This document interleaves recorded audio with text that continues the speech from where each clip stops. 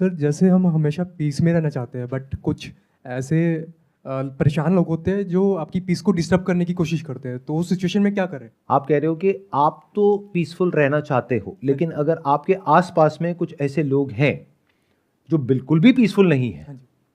तो क्या करें? इसका मतलब क्या है कि आप उन लोगों से पीछा नहीं छुड़ा सकते हो। अगर छुड़ा सकते होते तो ये क्वेश्चन नहीं पूछते। मतलब कि वो लोग या तो आपके घर में हैं, या आपके पड़ोस में हैं, या आपके ऑफिस में हैं, सोसाइटी में है, कहीं पर भी है। तो अगर आप सोसाइटी की बात कर रहे हो तो जितना हो सके ऐसे लोगों से दूर रहो। जैसे अगर आपको पता है कि कोई गली का कुत्ता है जो पागल हो गया है और सबको काट रहा है, तो क्या करोगे? उससे जा करके लड़ोगे? उससे दूर रहोगे। सर फिर भी वो फोर्सफुली, मतलब बुराई ऐसे बोलते हैं ना कि झुंड में आती है। अब मान लेते हैं कि वो इंसान अकेला नहीं है, उसके साथ में कुछ और भी लोग हैं जिनका मोटिव है आपको तंग करना, आपको परेशान करना। आप जैसे ही रेजिस्ट करते हो या उनको कुछ कहते हो तो वो और आपसे लड़ते हैं। मतलब कि वो आपको उकसा रहे हैं कि आप कुछ कहो या कुछ करो, और वो सारे झुंड में आकर के आपके ऊपर अटैक करते हैं। This is what you are saying, right? अब ऐसे में क्या किया जाए? प्रैक्टिकल सॉल्यूशन ये है कि या तो अपना एक झुंड बनाओ। थ्योरेटिकल बातें नहीं करेंगे, प्रैक्टिकल करेंगे। क्योंकि थ्योरेटिकल बातें क्या होती हैं? अरे अगर आपके आसपास में कोई भी अशांत है, उससे कोई फर्क नहीं पड़ता है, आप अपने आप को शांत रखिए। सर ऐसे शांत बैठेंगे लोग कमजोर समझेंगे फिर। Exactly, that's the point.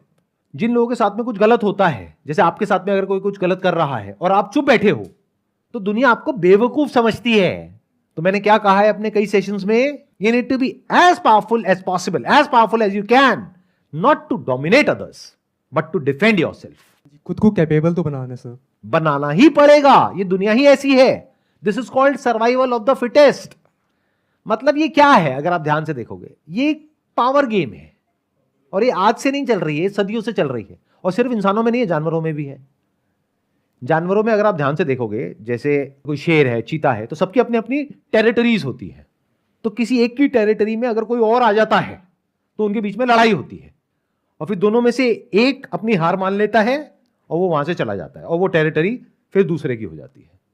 तो ये जानवरों में भी है। इसको पावर डायनामिक्स बोलते हैं, पावर गेम्स बोलते हैं। तो अब क्या किया जाए? प्रैक्टिकल सॉल्यूशन, कोई थ्योरेटिकल बातें नहीं।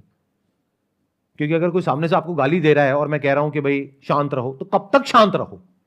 चलो आपको गाली दे रहा है, आप शांत रह सकते हो, ठीक है। आपकी मां को गाली दे रहा है, शांत रहोगे? बाप को गाली दे रहा है, शांत रहोगे? क्या भगवत गीता में यही सिखाया गया है? क्या भगवान कृष्ण अर्जुन को यह सलाह दे रहे हैं कि बेटा एक काम कर, सामने ना लड़ाई हो जाएगी, उसमें कुछ पड़ा नहीं है, एक काम कर, छोड़ करके भाग जा? ये सलाह दे रहे हैं? या वहां पर उसको सिखा रहे हैं कि तुम्हारा कर्म है, धर्म है, अब चाहे कुछ भी हो कॉन्सिक्वेंस, तुम्हें अपनी तरफ से कुछ गलत नहीं करना है, तुम्हें हमेशा शांति चाहनी है, तुम्हें हमेशा अपने माइंड में अपना जो एंड गोल है वो पीस को रखना है, यानी शांति को रखना है। लेकिन अगर सामने वाला अशांत है और शांति नहीं चाहता है और उसके लिए एंड रिजॉर्ट है लड़ना ही पड़ेगा, तो लड़ाई के लिए तैयार रहो। अब लड़ने के क्या तरीके हैं? एक है कि अगर सामने एक ग्रुप है जिसके एक पर्टिकुलर लेवल की पावर है, या मान लो उस ग्रुप में 5 लोग हैं, 10 लोग हैं, उनकी कलेक्टिव पावर ये है, जिसको भी आप पावर बोलते हो, जो एक्चुअल है, वो नहीं वो जो दिखा रहे हैं। क्योंकि दिल्ली में तो स्पेशली क्या है कि हर कोई पता नहीं क्या है, कि तू जानता है मेरा बाप कौन है? अरे भाई मुझे छोड़, तू जानता है तेरा बाप कौन है? ऐसे लोगों से ऐसी बात करनी होती है। तो यहां पे हर कोई हवा में है, हर किसी को ऐसा लगता है कि मेरे से ऊपर तो कोई है ही नहीं। तो नंबर 1, कभी किसी से फालतू में उलझो मत। जरूरत पड़े तो चुपचाप हाथ जोड़ करके वहां से निकल जाओ, उस इंसान से दूर रहो। लेकिन अगर कभी सामने वाला इंसान आपके ऊपर अननेसेसरी हावी हो रहा है और जरूरत से ज्यादा आपका टॉर्चर कर रहा है, मेंटल, फिजिकल, तो आपको पता होना चाहिए कि अपने आप को डिफेंड कैसे करना है। क्योंकि अगर आपको वो नहीं आता है तो मेंटल पीस की आप बातें कर सकते हो, लेकिन आपकी मेंटल पीस की पूरी धज्जियां उड़ जाएगी। बिल्कुल ऐसा है कि आप सो रहे हो लेकिन आपके गले के ऊपर तलवार लटक रही है, और मैं कहता हूं इस सब से क्या फर्क पड़ता है? शरीर मरता है, आत्मा नहीं मरती है। तुम एक शांत आत्मा हो, क्यों परेशान हो रहे हो? सुखी रहो। ये सब क्या है? एक तरह से हिप्नोटाइज करना हो गया, बेवकूफ बनाना हो गया आपको। प्रैक्टिकल कुछ भी नहीं है इसके अंदर। तो जब जरूरत हो, यानी जब अति हो जाए, तो वहां पर सीखो साम दाम दंड भेद, चाणक्य नीति।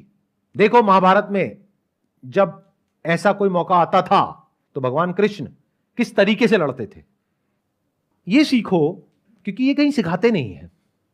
स्कूल में, कॉलेज में, घर पे लड़ना सिखाते हैं आपको? लड़ना मतलब फिजिकली नहीं, वो तो फिर भी एक बार को सिखा देंगे।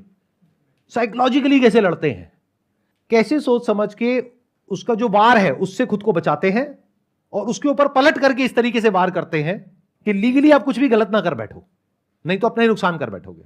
इन अदर वर्ड, सामने वाले ने आपको भड़काया और आप गए, आपने पत्थर उठाया, ले आके उसके सर पे मार दिया गुस्से में, उसके बाद में पूरी जिंदगी जेल में बैठे हुए हो।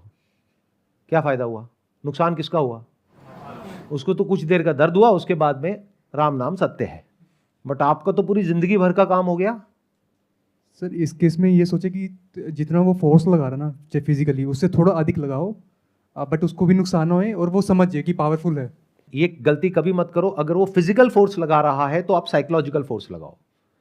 अब मैं आपको एक बहुत मजेदार बात बता रहा हूं, हर इंसान की कोई ना कोई कमजोरी होती है, उसको बोलते हैं दुखती हुई नस, वो समझना होता है। तो इतने बिजी मत हो जाओ ये सोचने में कि वो मेरा क्या बिगाड़ सकता है, नहीं तो आप कहां चले जाओगे? आप फियर की एक ऐसी साइकिल में ट्रैप हो जाओगे जिसको एंजाइटी कहते हैं। आप बैठे बैठे बस यही सोचते रहोगे कि अभी तो उसने ये किया है, अब कल ये ना हो जाए, परसों ये ना हो जाए, अच्छा वो ये ना कर दे, वो ना कर दे। भाड़ में गया वो, क्या करता है क्या नहीं करता। आप ये देखो आप क्या कर सकते हो। तो सामने वाले की दुखती हुई नस को समझो, पकड़ो और उसको थोड़ा सा दबाओ, ज्यादा भी मत दबाना। ये माइंड गेम होता है। बाहर जो है वो आप बाद में जीतते हो, बाद में हारते हो किसी भी लड़ाई में। पहले आप अपने माइंड के अंदर हारते हो और जीतते हो। तो माइंड में कैसे जीतते हैं वो मैं आपको बता रहा हूं। अपना ध्यान यहां से हटा दो कि उसका अगला मूव क्या होने वाला है, बल्कि अगर प्रेडिक्ट करना ही है तो मैक्सिमम अगले मूव तक उसका प्रेडिक्ट करो, उसके आगे मत करो, क्योंकि आपको पता ही नहीं कि वो क्या सोच रहा है। आप ये समझो अगर मैंने ये किया तो उसका अगला मूव क्या होगा, बस यहां तक। और उसमें भी आपको क्लैरिटी होनी चाहिए कि अच्छा 90% पॉसिबिलिटी है ये होगा, 10% है ये होगा, तो आपने कैलकुलेटेड रिस्क लिया। तो इस तरह से आराम से, कूल, कामली, ठंडे दिमाग से आगे बढ़ना होता है जब लड़ाई का वक्त आता है, और लेवल को आराम आराम से बढ़ाना होता है। तो आपको लड़ना सीखना होगा। ये कौन सिखाएगा आपको? क्योंकि अगर कोई ऐसा इंसान सिखाएगा जो खुद लड़ाकू है, वो तो बेवकूफों की तरह आपको लड़ना सिखाएगा। वो क्या सिखाएगा? दो कौड़ी की हरकतें, यानी कि गाली गलौज, मारना पीटना। इस सबसे कुछ नहीं होता, इसमें तो आप खुद ही फंसोगे। आपने मार पिटाई शुरू करी, सामने वाले ने शुरू करी, उसके बाद में गलती से कुछ हो गया, कौन फंसेगा? वो भी फंसेगा, आप भी फंसोगे। तो ऐसे काम करना ही क्यों है? तो मैं उसकी बात ही नहीं कर रहा, मतलब मैं फिजिकल की तो बात ही नहीं कर रहा, मैं तो साइकोलॉजिकल की बात कर रहा हूं। अगर आपके ऑफिस में कोई है और वो आपको बहुत तंग कर रहा है, तो there are ways of dealing with that particular situation, जिससे कि सांप भी मरेगा और लाठी भी नहीं टूटेगी। यानी किसी को पता भी नहीं लगेगा कि वो आपने किया, लेकिन कुछ ऐसा कर दिया कि उसके बाद में वो इंसान पछताएगा। लेकिन ये स्टेप तब उठाना है जब सामने से आपको समझ आ जाए कि अब मेरी जो लिमिट है बियर करने की वो क्रॉस हो चुकी है। हाँ, अगर अब इन टैक्टिक्स को आप यूज कर रहे हो अपने फायदे के लिए, वो गलत है सर। वो गलत नहीं है, वो बहुत गलत है। क्यों? मैं बता देता हूं क्यों। फॉर एग्जाम्पल, ये जो मैंने आपको बोला कि इस तरीके से कुछ किया जा सकता है, अब आप कहते हो यार आइडिया तो बढ़िया है, क्योंकि मेरे ऊपर जो बंदा बैठा है अगर उसको हटा देता हूं तो उसकी सीट मेरे को मिल जाएगी, मेरी सैलरी इतनी है, वो बढ़ करके इतनी हो जाएगी, तो ये तो बहुत बढ़िया आइडिया है, चलो उसको हटाता हूं अपने रास्ते में से। अगर ऐसे आप बन गए तो अब आप अंदर से करप्ट हो गए। अब आपका दिमाग ऐसे ही चलेगा, और जिसका दिमाग ऐसे चलेगा, यानी अपने आप को डिफेंड करने के लिए नहीं चलेगा, अटैक करने के लिए चलेगा, वो इंसान जिंदगी में कभी तरक्की नहीं कर सकता। और अगर तरक्की कर भी लेगा बाहर, अंदर से उसको कभी मन की शांति नहीं मिल सकती। उसको पता ही नहीं होगा कि मन की शांति होती क्या है। देखो, लाइफ का अल्टीमेट गोल क्या होना चाहिए कि आपको किसी तरीके से बाय हुक और बाय क्रुक थोड़ी सी और सक्सेस मिल जाए, थोड़ा सा पैसा मिल जाए, ये इंपॉर्टेंट है। ये लॉन्ग टर्म में मन की शांति मिल जाए, चाहे पैसा थोड़ा कम हो, क्या ज्यादा इंपॉर्टेंट है? मन की शांति कैसे मिलती है? और मन अशांत कब होता है? जब भी आप कुछ गलत करते हो तो चाहे दुनिया को नहीं पता है, आपको तो पता है ना, तो मन अशांत हो गया। इसको कहते हैं कर्म फल। लोग समझते नहीं है कर्म फल क्या होता है। कर्म का फल इमीडिएट होता है, बाद में थोड़ी ना होता है। जहां आपने किसी के साथ में कुछ भी अनफेयर किया, कुछ भी गलत किया, आप गलत हो गए, और जो गलत हो गया वो दुखी हो गया। जितना गलत हो गया उतना ही दुखी हो गया। सिंपल सा रूल है। और जो अंदर से जितना सही है वो उतना ही सुखी है। फॉर एग्जाम्पल, मेरी फितरत बन गई आप लोगों को बेवकूफ बना करके किसी तरीके से पैसा कमाने की, तो बाहर से मैं अपने आप को जैसा मर्जी दिखाता रहूं, क्या अंदर से मैं कभी भी सुखी रह सकता हूं? और अगर अंदर से मेरी नीयत साफ है, और अगर आप लोग मेरे बारे में कुछ उल्टा भी बोल रहे हो, तो क्या मैं दुखी होऊंगा? क्योंकि मुझे पता है ना मेरी नीयत साफ है। तो नीयत बहुत बड़ी चीज होती है जिंदगी में। अपनी नीयत हमेशा साफ रखो।